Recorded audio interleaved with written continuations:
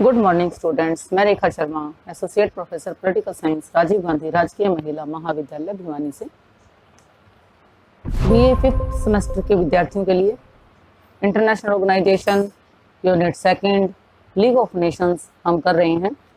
इसी कड़ी में आप कर चुके हैं इसकी इंट्रोडक्शन, राष्ट्र संघ की उत्पत्ति और इसकी योजनाओं के बारे में कि कैसे कैसे किन योजनाओं के माध्यम से राष्ट्र संघ अस्तित्व में आया। इसी कड़ी में आज हम बात करेंगे पेरिस शांति सम्मेलन और राष्ट्र संघ की स्थापना के बारे में। पेरिस शांति सम्मेलन और राष्ट्र संघ की स्थापना 18 नवंबर 1918 को युद्ध विराम के साथ ही महायुद्ध की समाप्ति हुई और इसके 2 महीने बाद 1919 में युद्ध के बाद जो विश्व व्यवस्था होती है उसके लिए शांति सम्मेलन आरंभ हुआ। आरंभ में प्रक्रिया संबंधी कुछ उलझने हुई। ये तो होता ही है कि जब प्रोसेस चलता है तो प्रोसेस में शुरू में कुछ ना कुछ कठिनाइयां अवश्य आती हैं। सम्मेलन के पहले ही दिन फ्रांस ने एक एजेंडा रखा और जिसकी सूची में राष्ट्र संघ को सबसे नीचे रखा गया था। राष्ट्रपति विल्सन ने इस पर विरोध प्रकट करते हुए अपनी ओर से एक एजेंडा रखा, इसमें राष्ट्र संघ को सबसे ऊपर रखा गया। अब आप देखोगे कि 2 प्रकार की बातें आपके सामने आई हैं। फ्रांस ने राष्ट्र संघ का एजेंडा सबसे नीचे रखा और राष्ट्रपति विल्सन ने सबसे ऊपर रखा। उन्होंने जो ये राष्ट्र संघ का मुद्दा ऊपर रखा था, राष्ट्र संघ का जो एजेंडा था सबसे ऊपर रखा था, उसके द्वारा राष्ट्र संघ की सर्वोपरिता पर निरंतर बल दिए जाने के कारण इसकी स्थापना की और मित्र राष्ट्रों के नेताओं को भी ध्यान इसके ऊपर देना पड़ा था। ये तो आपको पता ही है कि राष्ट्रपति विल्सन ने बहुत ज्यादा कार्य किया है राष्ट्र संघ की स्थापना के लिए और अंततः इंग्लैंड, फ्रांस सहित जो अन्य मित्र राष्ट्र थे उनको भी इसके लिए सहमत होना पड़ा। सम्मेलन के समक्ष ये जो विभिन्न सरकारी और गैर सरकारी योजनाएं प्रस्तुत की गई थी और जो अभी तक संघ की स्थापना के लिए ही बनाई गई थी। आपने देखा कि बहुत सारी योजनाओं के बारे में हमने बात की थी। कौन कौन सी योजनाएं थी हम दोबारा से एक बार देख लेते हैं। League to enforce peace and Taft योजना, उसके बाद आपने ब्राइस योजना की, उसके बाद आपने स्मर्ट्स योजना की, कर्नल हाउस प्लान आपने किया और इस प्रकार आपने देखा कि सम्मेलन के सामने विभिन्न सरकारी और गैर सरकारी योजनाएं जो प्रस्तुत की गई थी और जो अभी तक संघ की स्थापना के लिए ही बनाई गई थी। राष्ट्रपति विल्सन स्वयं जोर शोर से राष्ट्र संघ के विधान की यानी उनके कानून की तैयारी में लगे हुए थे। 10 जनवरी 1919 को उन्होंने इसका दूसरा प्रारूप तैयार किया, दूसरा ड्राफ्ट तैयार कर दिया और 10 दिन बाद तीसरा शांति सम्मेलन के समक्ष इनको प्रस्तुत करना था और उसी दिन ब्रिटिश सरकार की ओर से सेसिल और स्मर्ट्स योजना को मिला जुलाकर एक आधिकारिक योजना प्रस्तुत कर दी गई। आधिकारिक योजना क्या होती है कि जो सरकार की द्वारा से रिकमेंडेड होती है। इन योजनाओं पर विचार करके राष्ट्र संघ के विधान की रूपरेखा तैयार करने के लिए राष्ट्रपति विल्सन की अध्यक्षता में 19 व्यक्तियों का एक आयोग गठित किया गया। एक कमीशन बनाया जिसमें 19 लोग शामिल हुए थे। Leon Bourgeois, Robert Cecil, general Smuts, Vittorio Orlando और अन्य प्रसिद्ध राजनीतिज्ञ इस आयोग के सदस्य बनाए गए थे।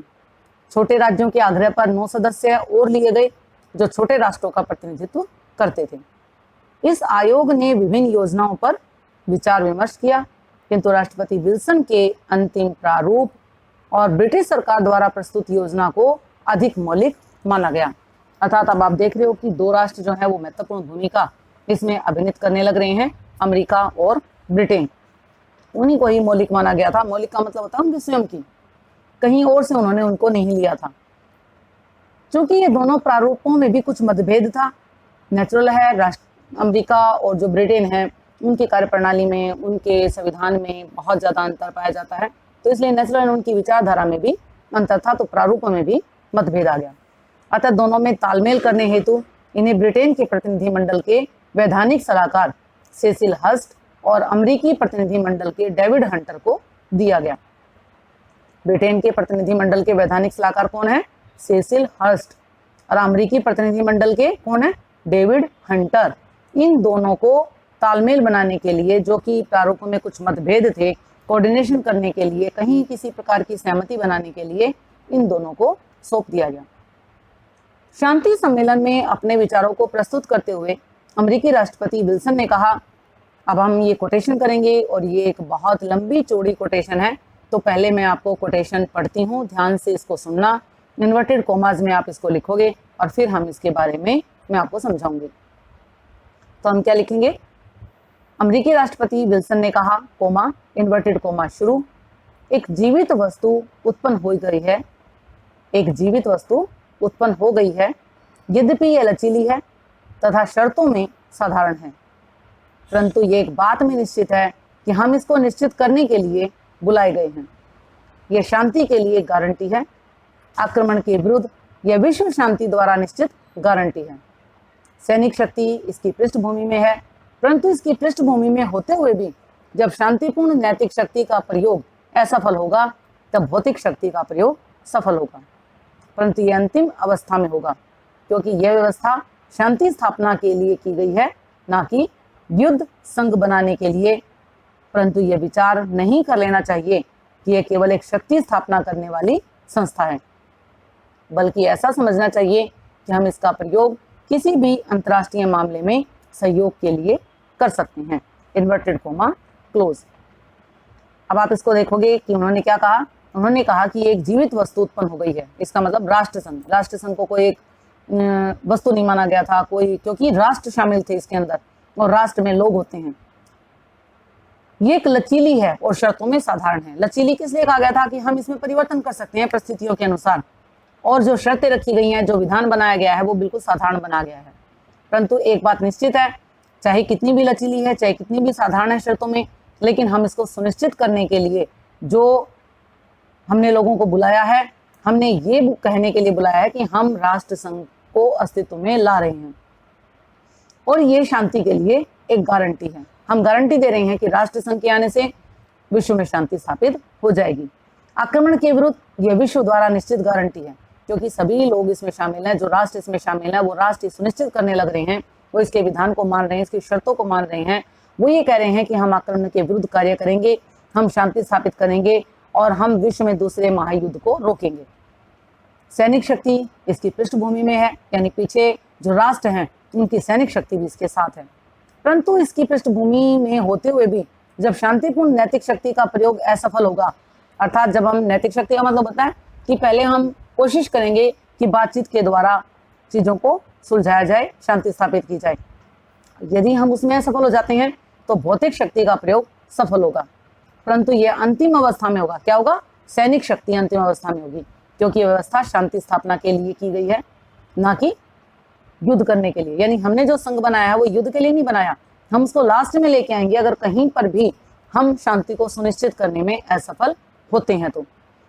और ये केवल एक शक्ति स्थापना करने वाली संस्था नहीं है कि हम कहते हैं कि बहुत सारे राष्ट्र इकट्ठे हो गए तो उनकी शक्ति सबकी मिल गई और ये एक शक्तिशाली संघ बन गया और अब हम ये देखेंगे कि कोई भी किसी के ऊपर आक्रमण ना करे, अगर कोई करता है तो हम इसको बिल्कुल ही तबाह कर देंगे। ऐसा कुछ भी इसके अंदर नहीं था, केवल एक शांति का विचार था, लोगों की भलाई का विचार था, लोगों के विकास का विचार था कि विश्व में जितनी भी जनसंख्या, जितने भी लोग हैं, विश्व के नागरिक सम्मानपूर्वक अपने जीवन को जिएं। बल्कि ऐसा समझना चाहिए कि हम इसका प्रयोग किसी भी अंतर्राष्ट्रीय मामले में सहयोग के लिए कर सकते हैं। किसी प्रकार का सहयोग, आर्थिक, सामाजिक, राजनीतिक, किसी भी प्रकार के सहयोग के लिए हम कार्य करेंगे। तो ये आपकी कोटेशन आपको समझ आ गई होगी। तो राष्ट्र संघ आयोग ने प्रस्तावित प्रारूपों पर विचार विमर्श शुरू कर दिया। इसमें भाग लेने वाले प्रतिनिधियों ने अपने अपने राष्ट्रीय हितों के अनुरूप भिन्न भिन्न प्रकार के विचार प्रस्तुत किए। जैसे कि उदाहरण के लिए हम बात करें, जापानी प्रतिनिधियों ने क्या किया? जापानी प्रतिनिधियों ने जाति, रंग, नस्ल आदि के आधार पर भेदभाव को दूर करने पर बल दिया। और कारण ये है कि जो जातीय संबंध की समस्याओं से काफ़ी परेशान थे, क्योंकि जो लोग जातीय संबंधों से परेशान होते हैं, एक प्रकार से जो उनकी व्यवस्था होती है वो थम जाती है, विकास थम जाता है। तो इसीलिए जापानियों ने जाति, रंग, नस्ल आदि के आधार पर भेदभाव को दूर करने पर बल दिया। वे अप्रवास को भी नियम के रूप में देखना चाहते थे, इमिग्रेशन को भी वो एक रूल बनाना चाहते थे, परंतु ऑस्ट्रेलिया के प्रतिनिधियों ने इसका विरोध किया। अमेरिका और इंग्लैंड के प्रयास से इस विवादग्रस्त प्रश्न पर भी विचार स्थगित कर दिया गया। उन्होंने कहा कि पहले हम जो भी विरोध बहुत ज़्यादा अगर हो रहा है तो उनको रहने देते हैं, हम केवल शांति के ऊपर बात करेंगे। इसके अलावा भावी राष्ट्र संघ की कार्यकारिणी परिषद के गठन को भी लेकर जो छोटे बड़े राष्ट्रों के प्रतिनिधियों के बीच में विरोध पैदा हुआ। अमेरिका इसकी सदस्यता केवल 5 बड़े राष्ट्रों तक ही सीमित रखना चाहता था और छोटे राष्ट्रों के प्रतिनिधि बड़े राष्ट्रों की सर्वोच्चता के घोर विरोधी थे। तो काफी बहस के बाद अन्य सदस्यों की संख्या जो थी वो 4 की संख्या पर सहमति हो गई, लेकिन फिर भी कठिनाई का अंत नहीं हुआ। संयुक्त राज्य अमेरिका का एक प्रभावशाली पक्ष राष्ट्र संघ की योजना का विरोधी था। उसके द्वारा अनेक मुद्दों पर आपत्ति उठाई जा रही थी और इस विरोध को रोकने के लिए राष्ट्र संघ आयोग ने अमेरिकी जनता द्वारा प्रस्तुत आपत्तियों पर अधिक बल दिया गया और उसके अनुरूप जो कानून था, जो हमारी प्रस्तावना थी, उसमें संशोधन भी किए। जैसे उदाहरण के लिए अभी तक जो बनाई गई राष्ट्र संघ की योजनाओं में मुनरो सिद्धांत का कहीं पर भी उल्लेख नहीं था। अमेरिकी नागरिकों की भावनाओं को संतुष्ट करने के लिए राष्ट्र संघ के विधान में इसका स्पष्ट उल्लेख कर दिया गया, अर्थात मुनरो सिद्धांत को इसमें शामिल कर दिया गया। इसी तरह अब तक राष्ट्र संघ की संविधा में घरेलू विषयों के विषय में भी कोई उपबंध नहीं था। अमेरिकी जनता के आग्रह पर यह व्यवस्था की गई कि राष्ट्र संघ सदस्य राज्यों के घरेलू मामलों में किसी प्रकार का हस्तक्षेप नहीं करेगा और उन्हीं के आग्रह पर राष्ट्र संघ की संविधा में कुछ अन्य परिवर्तन भी किए गए। ये परिवर्तन कौन कौन से थे? जैसे सदस्य राज्यों को संगठन से पृथक करने का उपबंध, परिषद और सभा में मतदान के संबंध में सर्वसम्मति के सिद्धांत, यानी जब मतदान होगा तो सभी की सहमति होगी। ये सब परिवर्तन राष्ट्रपति विल्सन की अनुमति से किए गए। 14 फरवरी 1919 को आयोग ने अपना कार्य पूरा किया। उसी दिन राष्ट्र संघ के प्रारूप को सम्मेलन के समक्ष विचार के लिए पेश कर दिया गया। अमेरिकी राष्ट्रपति ने इसको पेश करते हुए कहा, जैसे कि पिछली जो हमारी कोटेशन थी उसी में से ही संबंधित ये शब्द है कि एक सजीव वस्तु का जन्म हो रहा है, ये शांति की गारंटी है, ये आक्रमण के विरुद्ध एक निश्चित गारंटी है। इसके कार्यक्रम के पीछे सशस्त्र शक्ति है, परंतु यह शक्ति पृष्ठभूमि में है। यदि संसार की नैतिक शक्ति आक्रामक को विरत करने में पर्याप्त सिद्ध नहीं हुई तो भौतिक शक्ति का प्रयोग होगा, परंतु यह अंतिम उपचार के रूप में ही होगा, क्योंकि हम यहाँ शांति के विधान की रचना कर रहे हैं, युद्ध का संगठन नहीं बना रहे। उन्होंने आगे कहा कि इसका निर्माण केवल दुनिया की शांति को सुरक्षित करने के लिए नहीं है, किसी भी अंतर्राष्ट्रीय मसले पर सहयोग के लिए इसका इस्तेमाल किया जा सकेगा। इस प्रकार 18 मार्च और 21 अप्रैल के बीच जनता की आलोचना को ध्यान में रखकर राष्ट्र संघ के मसौदों में कुछ समझौते किए गए। इसके उपरांत 28 अप्रैल 1919 को सम्मेलन के खुले अधिवेशन में राष्ट्र संघ के विधान को सर्वसम्मति से स्वीकार कर लिया गया। 28 जून 1919 को वर्साई संधि के प्रथम भाग के रूप में राष्ट्र संघ की संविधा पर हस्ताक्षर किए गए। यह वर्साई संधि की प्रारंभिक 26 धाराओं में समाविष्ट था। इस संविधा को 1919 से लेकर 21 की अन्य शांति संधियों का भी प्रथम भाग बना दिया गया। 10 जनवरी 1920 को विधिवत रूप से राष्ट्र संघ का जीवन शुरू हुआ। तो राष्ट्र संघ अस्तित्व में विधिवत रूप से कब आया? 10 जनवरी 1920 को। ये आपको याद रखना है। इस प्रकार उस महान संस्था का उदय हुआ जिसका उद्देश्य अंतर्राष्ट्रीय सहयोग को बढ़ावा देना और अंतर्राष्ट्रीय शांति एवं सुरक्षा स्थापित करना था। तो इस प्रकार आपने देखा कि 10 जनवरी 1920 को जो एक संस्था अस्तित्व में आई जिसका नाम था राष्ट्र संघ, ये राष्ट्र संघ वो संस्था थी जिसका उदय एक उद्देश्य को लेकर हुआ था और ये उद्देश्य था अंतर्राष्ट्रीय सहयोग को बढ़ावा देना और अंतर्राष्ट्रीय शांति एवं सुरक्षा को स्थापित करना।